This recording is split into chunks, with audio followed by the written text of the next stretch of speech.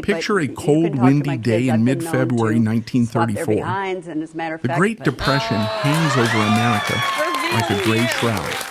Families scraping by on meager wages Well, in I small don't town think you like to settings. get lipstick on you. So. In Dale, Indiana, You heard it here, population folks. not much more than a few hundred, Elizabeth where? Betty, elder Henderson, overwhelmed with labor pains, welcomes her 10th child into the world. It is February 14th, Valentine's Day, a date associated with love and warmth, even in these precarious times. The newborn girl's parents, Joseph and Elizabeth Henderson, decide to name her Florence Agnes, perhaps with an unspoken prayer that she might bring hope to a household already brimming with children. No one in that modest home could guess that this tiny infant, child number 10, would one day become an instantly recognizable figure in American television, an icon known to millions as America's Mom. But that is exactly the improbable journey that awaited Florence Henderson. Her father, Joseph, struggled to make ends meet as a tobacco tenant farmer, while her mother, Elizabeth, juggled the Herculean job of raising the Henderson clan in conditions of extreme poverty. Their house was small and drafty, with minimal heating, so on frigid nights and Midwestern winters, the children huddled together for warmth, sometimes multiple siblings sharing one bed. Despite these humble conditions, the large family remained close-knit. Chores and tasks were part of everyday life. Even little Florence, barely able to walk, eventually had to pull her weight. Yet in this environment, music found its way in. Her mother was a skilled singer, determined to imbue her children with love for melody. She taught Florence dozens of songs well before the child turned 3. And so from the very beginning, the warmth of singing provided relief from the cold realities outside. As Florence grew, her mother realized that this little girl not only could hold a tune, but seemed to have an almost preternatural comfort in front of audiences. At about 6 years old, Florence began singing publicly in local shops to earn extra pennies that helped feed the family. The business owners sometimes gave them small sums or food in exchange for the child's sweet voice. This arrangement, though unglamorous, sparked Florence's first taste of performance. Already she discovered how her singing could bring positivity to a dire situation, how her presence could brighten a room, if only for a moment. A devout Catholic household shaped Florence's moral foundation. Attending Sunday Mass was obligatory, as was participation in church events. She memorized prayers, sang hymns, recited the rosary.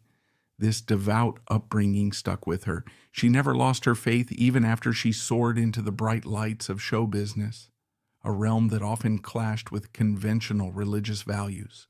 The tension between the two worlds, Catholic piety and Hollywood glitz, would color her entire life. Eventually, she approached high school age and found her way into St. Francis Academy in Owensboro, Kentucky. The nuns who taught there were strict but supportive. They recognized Florence's talent and encouraged her to join choir or stage performances. She maintained decent grades, though her real love was singing in front of people. By the time she neared graduation in 1951, she'd set her sights on something bigger. Maybe she was naive, but she believed she might find a path to professional entertainment beyond the meager horizons of small-town Indiana or Kentucky. So at 17, armed with grit and the unwavering moral compass hammered into her from birth, Florence Henderson boarded a bus or train bound for New York City. The metropolitan sprawl was a far cry from the farmland of Indiana. She had little money, no safety net, and an enormous dream to become a star. She enrolled at the American Academy of Dramatic Arts, scraping by with side jobs that included stints as a switchboard operator. She also babysat, anything to cover rent in a city that didn't care about her humble origins. She was one among thousands of hopeful faces arriving each year, but something about her bright smile Her farmland humility fused with unstoppable ambition caught attention.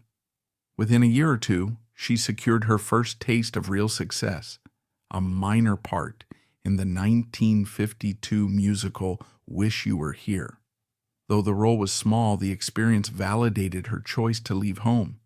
The rigorous demands of Broadway musicals were intense, requiring daily vocal exercises, dance routines, and an unyielding schedule.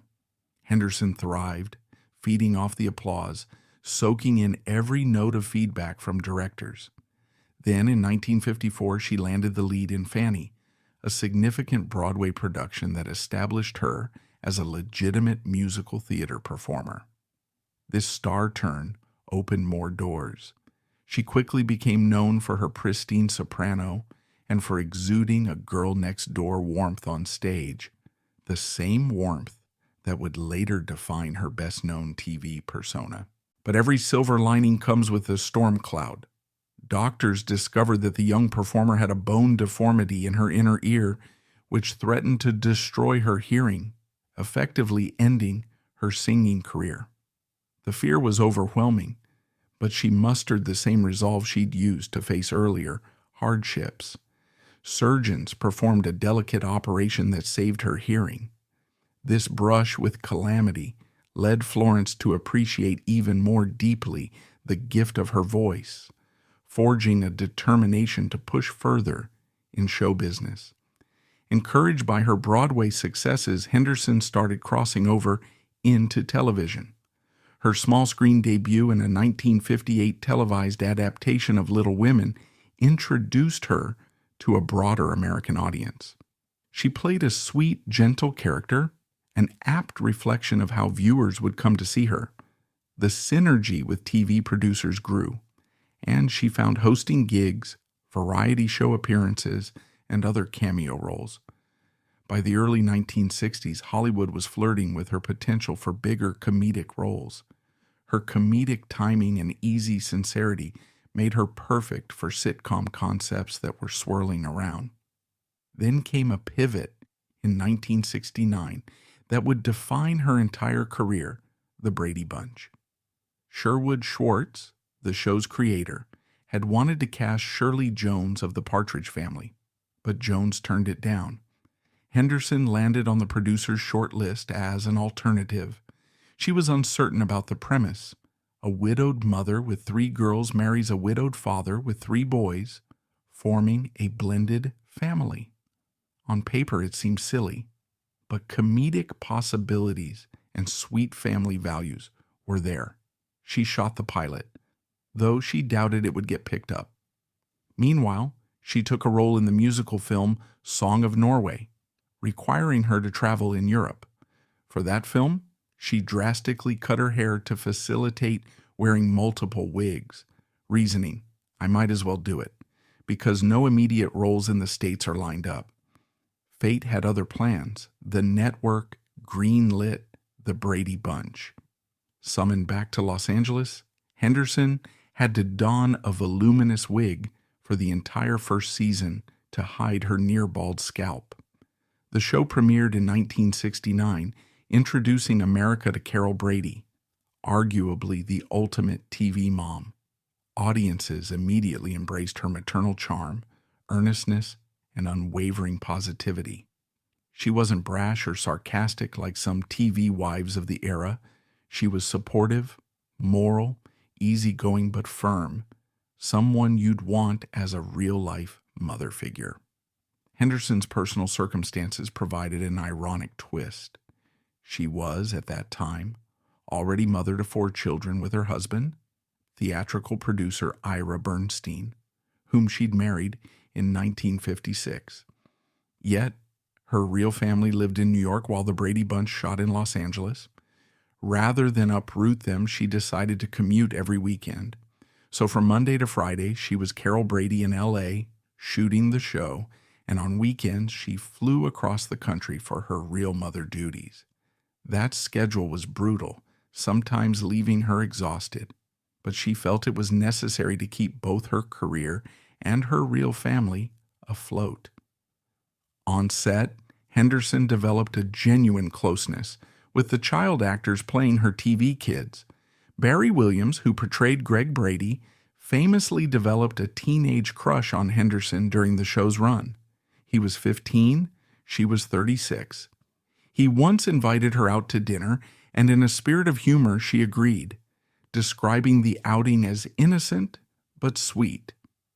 Nonetheless, tabloid rumors soared about Greg's date with his TV mom. Henderson took it all in stride, assuring the public it was purely platonic. Meanwhile, Maureen McCormick, who played Marcia, later claimed in her memoir that Henderson was secretly a wild spirit, allegedly sunbathing topless or engaging in behind-the-scenes mischief. Henderson never outright confirmed nor vehemently denied such tales, shrugging off McCormick's stories as either inaccurate or sensational. She did, however, mention that on set, she was often the voice of reason, encouraging the cast to remain professional, but also to enjoy themselves. Henderson repeatedly requested that Carol Brady hold a job outside the home, reflecting the changing times. The producers refused, wanting Carol to remain a classic stay-at-home mom. She found that limitation frustrating, but it was a sign of how the show, while progressive in portraying a stepfamily, still adhered to old-fashioned domestic norms. Meanwhile, she uncovered a personal secret about her co-star Robert Reed, Mike Brady. He confided in her that he was gay at a time when coming out could destroy a TV star's career. She promised to keep his secret. They filmed romantic scenes believably, thanks to Henderson's unwavering support. Their friendship deepened through the 5 seasons, even as the Brady Bunch battled mediocre ratings. By the time it ended in 1974, the show hadn't been a massive primetime hit, but in syndicated reruns it would become a cultural phenomenon. Henderson found, however, that the residual checks were minimal. She had to rely on commercial endorsements, Polident denture cleaner Wesson oil, to maintain a steady income. Some fans teased her about those endorsements, but she laughed it off, stating that an actress has to pay the bills. As the mid-1970s approached, she juggled personal upheavals. Her marriage to Bernstein was crumbling. By 1985, they divorced after nearly 3 decades. She then found unexpected love in a hypnotist doctor, John Kappas. She had sought therapy for stage fright and fear of flying, ironically triggered by the chaotic schedule of the Brady Bunch years. The hypnosis therapy worked wonders. Freed from those anxieties, she and Kappas fell in love and married in 1987, surprising many who had pegged her for a single mother turned brand spokeswoman. The marriage gave her a sense of calm, though tabloids continued their intrusive speculation. Through the 1980s and 1990s, Henderson remained visible on TV, guesting on game shows like Hollywood Squares and the $25,000 Pyramid. She was a natural, bringing comedic warmth. Meanwhile, some of her Brady co-stars occasionally turned to her for advice. In 1992, Robert Reed was diagnosed with colon lymphoma, though many suspect his actual underlying condition was HIV/AIDS. Henderson, ever protective, discreetly told the Brady cast that he was terminally ill, encouraging them to reach out. He passed away later that year, a heartbreaking moment for Henderson, who remembered their closeness and the secret he carried for years. She publicly defended his memory afterward, only revealing his sexuality posthumously, to highlight how the times forced him to hide. In 1995, the Brady Bunch movie revived the show's brand. The initial plan was no cameo for Henderson, but test audiences demanded it. She negotiated for a cameo that properly showcased the spirit of Carol Brady, and the producers acquiesced. This cameo introduced her to a new generation, who found the cameo hilarious and nostalgic. She joked about wearing a hip mom wig, referencing that in real life, She had short, practical hair now. She continued comedic appearances on talk shows, occasionally hosting or guest starring in comedic sketches where she lampooned her squeaky clean image. She once even cameoed in an episode of Ally McBeal as a comedic foil, proving that at any age, comedic timing can shine bright. Though the Brady kids had grown, they often referred to Henderson as a second mother. She reciprocated with unwavering affection, describing them as her bonus children. In interviews, she'd talk about how fans believed she was their real mom, or that the Brady Bunch was a documentary. She handled that iconic status graciously, though she admitted it was sometimes a burden. She recognized that her entire career had been overshadowed by a single role, but at the same time, she took pride in how that role shaped multiple generations' idea of maternal love.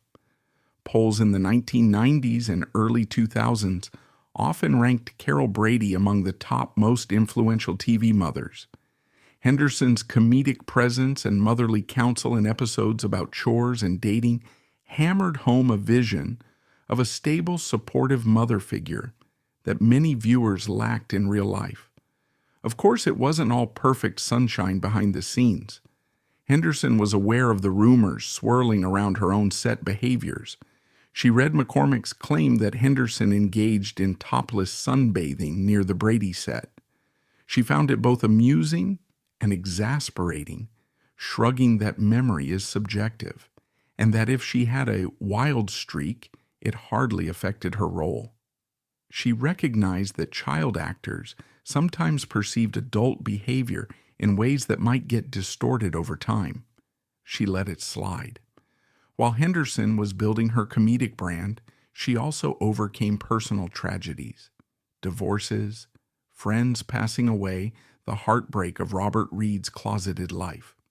She found solace in comedic roasts, variety specials, or cameos in musicals. Later in life, she channeled her comedic flair into cameo roles on shows like Dancing with the Stars.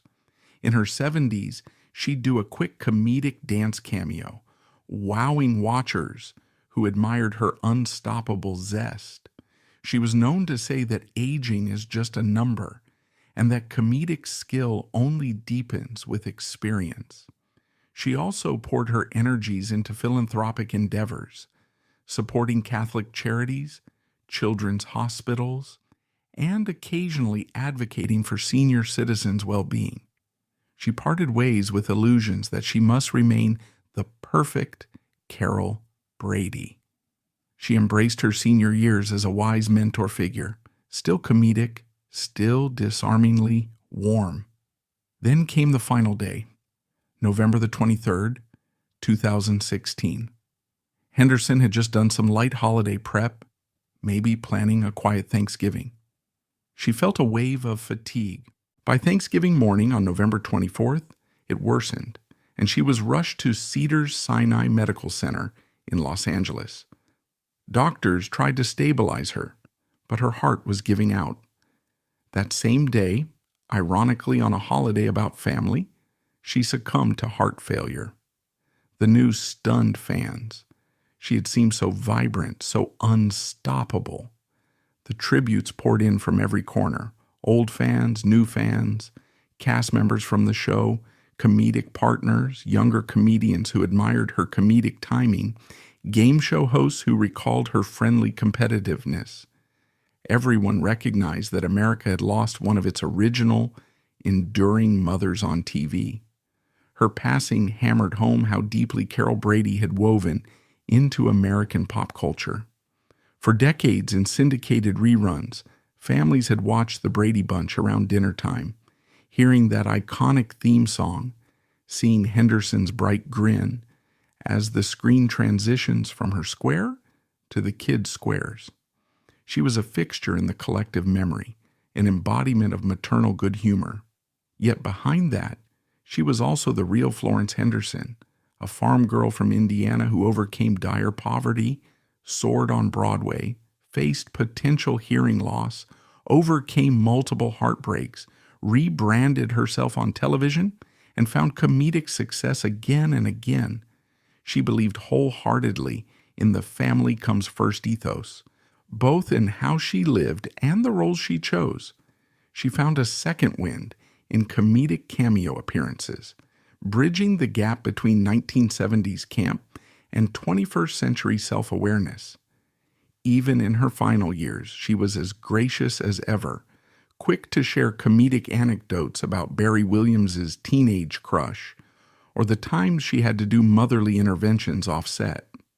Some fans have mused that her real personality was a bit more mischievous or feisty than the squeaky clean Carol Brady facade. Possibly true, but one can see that as a testament to her comedic gift. She had the range to portray the ultimate sweet mom while privately indulging some playful, slightly wilder side. She never was the type to bear all in a sensational memoir. She kept her personal life sufficiently guarded, letting the comedic illusions remain for fans' enjoyment. And in that sense, maybe she gave the public precisely what they needed, a stable maternal figure in a time of cultural upheaval. The Brady Bunch first aired in 1969, the same year we saw big political changes, moon landings, and a fractious social climate. People yearned for a TV home that, though naive, felt safe. Henderson's Carol Brady delivered just that.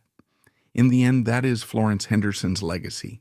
She was the modest Indiana farm girl who soared to stardom, overcame an avalanche of adversity, anchored one of the most iconic sitcoms of the 20th century, and remained a comedic staple in American pop culture for nearly 6 decades. By the time she died on Thanksgiving Day, it almost felt symbolic, as though this maternal figure had chosen the country's family holiday to depart. Her final note reminding us all of the gratitude we owe to those who bring warmth to our screens, and that when we gather around the table, part of that Brady feeling might still be with us. People might remember the Brady Bunch as sugary, but it touched countless hearts, thanks in large measure to Henderson's authenticity. She was comedic but never mean-spirited, motherly but never stiff, and comedic enough to remain relevant in an evolving entertainment landscape. That's her final bequest. She taught a generation that a stepfamily could love each other wholeheartedly, that comedic innocence could still find a place in cynical times, that forging one's path from farmland to Broadway to primetime stardom is possible with grit and good humor. She also showed that you can be devoutly religious yet open-minded, old-fashioned yet adaptable. The day Florence Henderson passed, the sun set on a certain brand of maternal sweetness on TV. Yet as we watch reruns, see comedic references to her cameo in the Brady Bunch movie, or read tributes from her co-stars, we sense her presence continuing, telling us that comedic flair and unconditional acceptance never truly go out of style. That's her story. A dash of heartbreak, a huge helping of comedic charm, an unwavering Catholic faith, and a legacy built on love, both on screen and in real life.